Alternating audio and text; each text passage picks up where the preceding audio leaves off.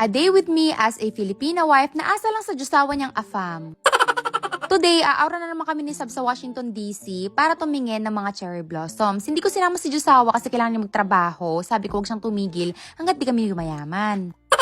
Tsaka yun naman yung sumasali sa mga videos ko, so si Sab na lang sinama ko. Anyway, dahil nga hindi milyonaryo ang nadagit ko, magko-commute lang kami ng anak ko dahil hindi rin ako marunong mag-parallel park at saka mahal ang parking sa DC kung pwede naman akong mag-metro na lang. So makikita nyo diba, ang ganda ng mga puno, yan yung pupuntahan natin mamaya. So, iba yung pinuntahan naming metro today, hindi natin dadaanan yung panghabang buhay na escalator. Pag sumakay ka doon, 25 ka pa lang, pagbaba mo 30 ka na, o diba 5 years nang nakalipas, ayaw natin yun. Ayan nga, pagkatapos ng 3 to 5 business days, nakarating na tayo dito sa Washington, D.C.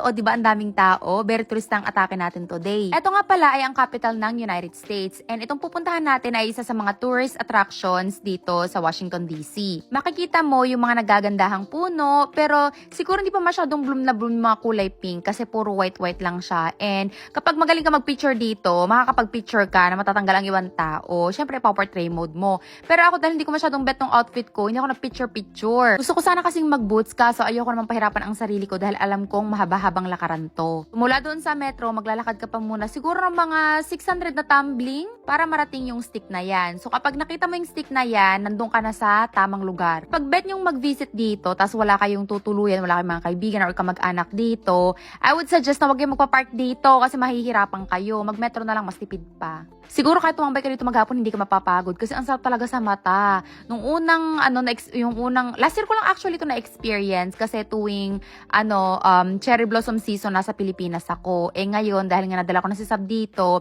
wala na baka-bakasyon ng March kasi pasokan yun dito. Dito sa part na to, makikita mo yung mga kulay pink, tsaka kulay white. Basta parang 3 klase yata yung dito, yung mga bulaklak.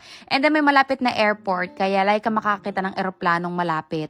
Pwede ka pa nga magbabay kung gusto mo. Charot! Bago nga pala kayo pumunta dito, mag-check muna kayo ng weather kasi sometimes sobrang mahangin o kaya naman minsan sobrang lamig pero pag naglakad-lakad ka ng mga 1 oras, maiinitan ka. So magdala ka ng light na coat ganyan. Pero dahil ako ngay lamigin, kahit mga 60 degrees lang, kailangan talaga naka-coat ako yung pangmalakasan. Ang dami din pala dito ng mga titinda ng mga pagkain, ng mga ice cream ganyan. Ang kaso, sobrang haba ng pila. Kaya ang ginawa namin ni Sab, sabi ko, hindi ko na kaya maghintay dito. Kumain na tayo sa resto, parang gusto ko ng tacos. So, nag-ikot lang kami. Siguro may iikot mo to ng mga 30, hindi naman siguro 30 minutes, mga siguro 1 oras. So, ayan, nakabalik na kami doon sa kung saan kami galing kanina na stick. And then, dumaan lang kami sa District Tacos. Tapos, biglang sumama yung pakiramdam ko. Gusto ko pa sana mag-ikot-ikot. Kaso sabi ko kayo, uwin tayo. So, ayun lang mga bakla dyan. Tapos ang lahat. Bye!